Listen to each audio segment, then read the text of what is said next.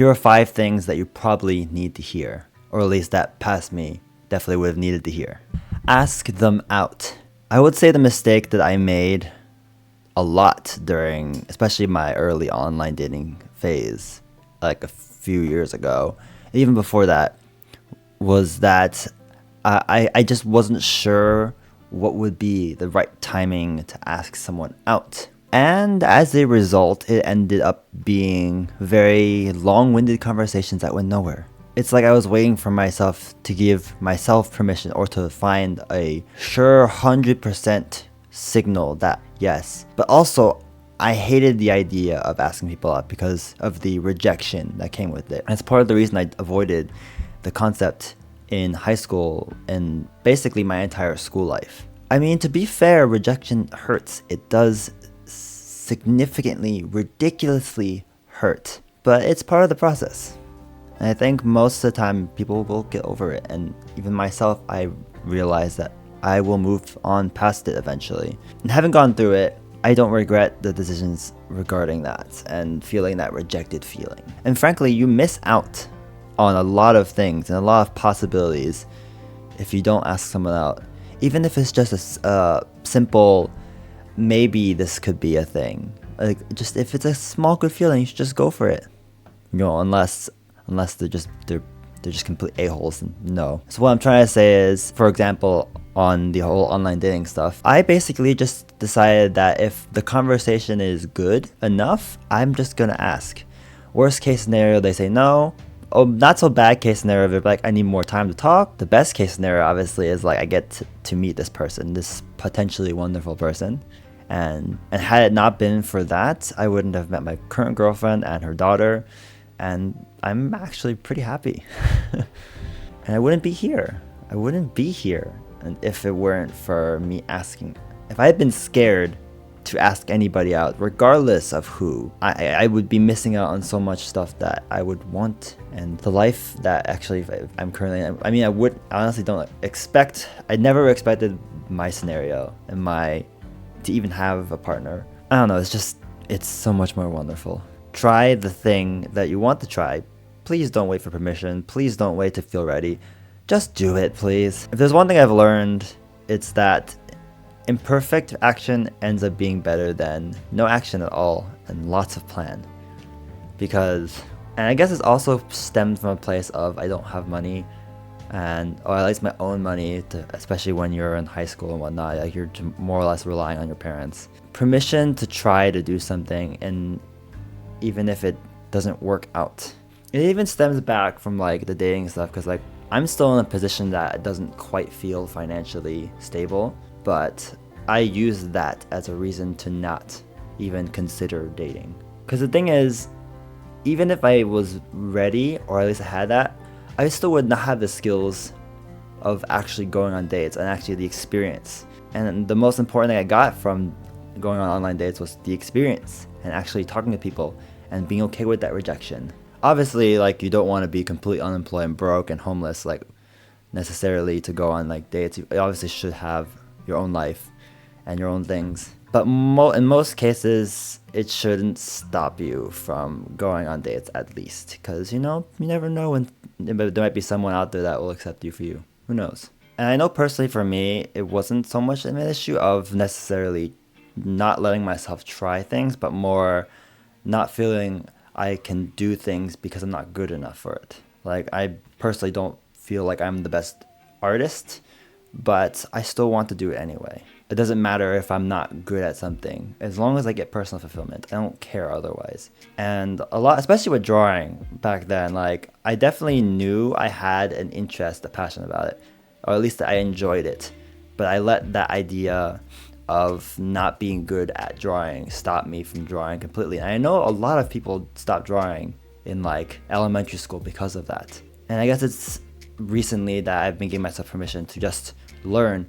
I don't need to be great at it. I don't need to even make money off of it. It would be nice, but also I should want to learn to draw because I want to learn to draw, right? You are different, and that's okay. As someone who was very emotionally turbulent growing up, I'm very thankful for the people that I've met in my life and my parents and my family. They are the best. But growing up with like, I guess I don't know if I can label it as like high functioning ADHD necessarily, because it still was like impacting in a way. I guess it technically is that. Anyway, it's not the point though. I always disliked the idea of being different, and I wanted to be like other people because like life wouldn't probably be as hard as it was, I think, emotionally for me. Like my anxiety was so much worse before meds, before I started taking them. And it felt like they just took control of my life. But looking back, it also was a good thing because like I had some level of empathy. I can understand when I was doing something wrong and that I cared about things. But also just my perspective of things, and but also like making friends was the hardest part for me. And I always felt it was because of how different I was, I guess. It's to say that I've never really accepted myself back then in terms of who I was, and I kind of hated myself a lot for that. But if I do examine all of my friendships and the people that I've met, a lot of these people are very different. My best friend from high school is like very different from me, but we're still good friends. So it's taught me that just because I'm different from other people, it doesn't mean I can't get along with them. And there are a lot of really cool people out there that are different than me. And sure, I can be weird for some people, but like, it's not a bad thing to be different. If anything, it makes your life a little more interesting and unique to yourself. Which actually segues on to the next thing I wanted to talk about, which is not everyone is going to like you. You're not going to get along with everyone. I think I had this like delusion or whatever of like, I wanted to be friends with anyone that I met, or at least on good terms.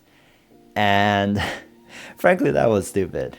It was wishful, but I don't blame my past self because I didn't particularly understand how to make friends back then. It was just so complicated to me back then. But the simple thing about it is that it's simple and there's no magic to it. And that's just showing up in people's lives. And frankly, some stuff just doesn't work because it just doesn't work. And I wish past me was okay with that, because it doesn't really matter how many friends you have. It's if they're all really crappy friends, and it's like versing one really good friend with 100 crappy friends. I think the one is better. There's a clear winner, obviously. But it's also a reminder that a lot of people will come in and out of your life, and the ones that will stick around will be the ones that matter the most. So I stopped worrying about having to always keep up with friends and reaching out. I just did it whenever it made sense. At least now. I used to always reach out to friends and be the one initiating all the time. But I also realized that not a lot of people do that to me. The people that do are like the best. Which is not many, but who cares? And my last thing I want to say is, and especially in the context of making YouTube videos and talking to the internet, and is that a lot of people don't really care about how you're doing, I guess, on the whatever you're doing, whether it's singing on stage, whether it's doing a speech, whether it's talking on YouTube. Most people aren't paying attention. They're more worried about themselves, including yourself. And I mean, the ones that actually go and maliciously like attack, usually it's just the internet. Everyone can be as unfiltered as possible, so it's like, and it's just some random person that you don't know from like millions of miles away behind an account that has possibly no face. Because I mean, if you're doing no harm, I don't think it's necessarily, it doesn't really matter, right? And I guess this also applies to like when I remember doing extra credit in, US history, and I had this ridiculous stage fright. Like my legs were wobbly. All I was doing was reciting the presidents in order for extra credit, and like I was so paranoid about how I looked, like how I was talking. I was just self-conscious in general. And to be honest, probably no one thought anything negative at the time. Like, I mean, granted, people knew me in school very well, so it's not like this was out of the ordinary. But it's a reminder that a lot of times we worry about how we come off. And well, sometimes, and especially in my case, it does happen where I am saying something stupid. That does happen. But usually it's overthinking. And usually it's just in my head or it really doesn't matter. There are some cases where it does matter, where sometimes it's important to be mindful of how you come off and to be considerate of others. But usually, especially in like a talking video context, usually people aren't thinking what you're thinking, how they think about you. Usually what you think about what other people are thinking isn't what they're thinking about you. Wow, that's a mouthful. I think you get the point though. Yeah, comment below if you think any of those resonated with you, and I'll see you in the next video. Peace.